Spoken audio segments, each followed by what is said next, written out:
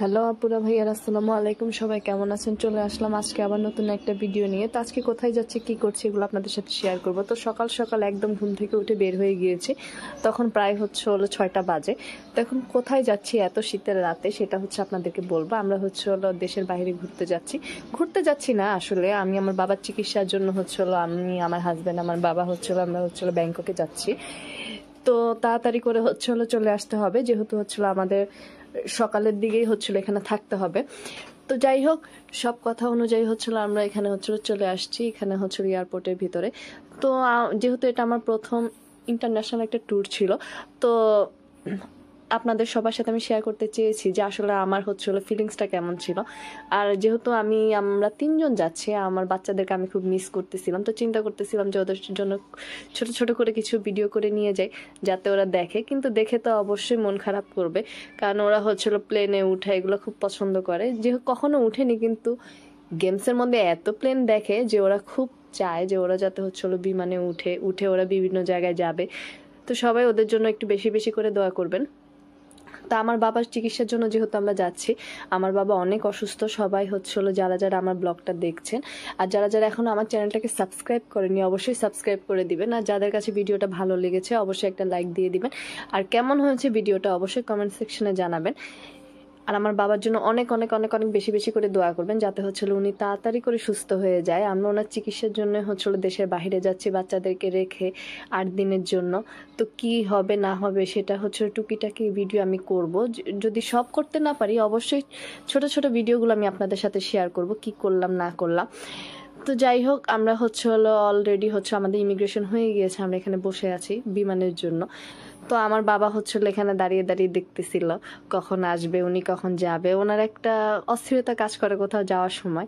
উনি চায় যে খুব তাড়াতাড়ি সকাল সকাল চলে যাওয়ার জন্য, আবার চায় তাড়াতাড়ি ফেরত আসার জন্য। এটা ওনার মধ্যে আমরা সবসময় লক্ষ্য করি, আমরা পরিবারের সবাই।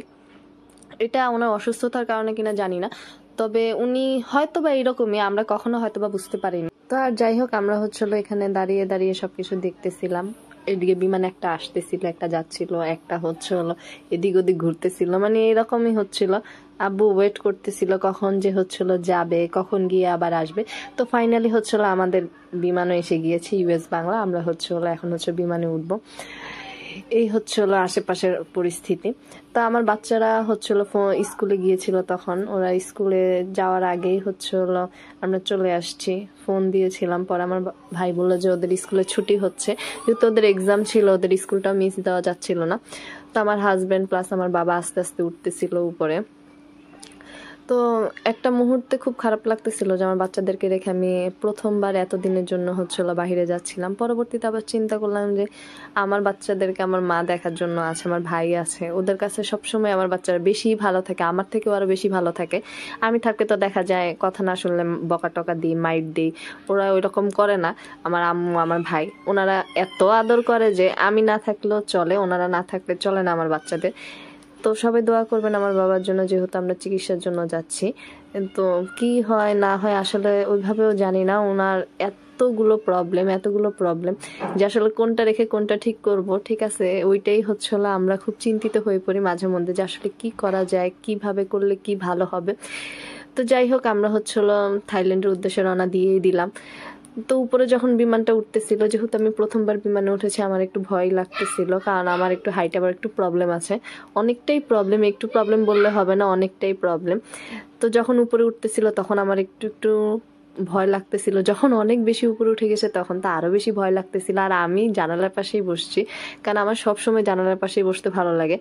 বাইরে থেকে দেখতেছিলাম কি যে সুন্দর লাগতেছিল, কিন্তু ভিতরে ভিতরে ভয়ে মানে অবস্থা খুবই খারাপ, কাউকে বলে বোঝানোর মতো না আসলে কি অবস্থা হচ্ছিল। একটা সময় আমার এত মাথা ব্যথা শুরু হয়ে গেছিল যে মনে হচ্ছিল যে মাথার ভিতরে সবকিছু একদম ফেটে বের হয়ে যাবে এত উপরে উঠার কারণে। তো যাই হোক, সবাই আমাদের জন্য দোয়া করবেন। পরবর্তী ভিডিওতে আমি আপনাদের জন্য নতুন কিছু নিয়ে আসব।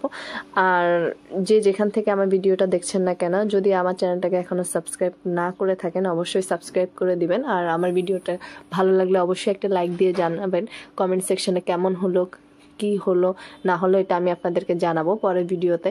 তো সেই পর্যন্ত সবাই যে যেখানেই থাকেন না কেন সুস্থ থাকেন, আর আমাদের জন্য একটু বেশি বেশি করে দোয়া করেন, যেহেতু আব্বু চিকিৎসার জন্য আমরা দেশের বাইরে যাচ্ছি, যাতে আমরা যে আশা নিয়ে যাচ্ছি সেটা যাতে মানে পরিপূর্ণ করে আসতে পারি, আমাদের আশাটা যাতে পূরণ হয় সেটার জন্য সবাই আমাদের জন্য দোয়া করবেন, আর আমার বাচ্চাদের জন্য বেশি বেশি করে দোয়া করবেন।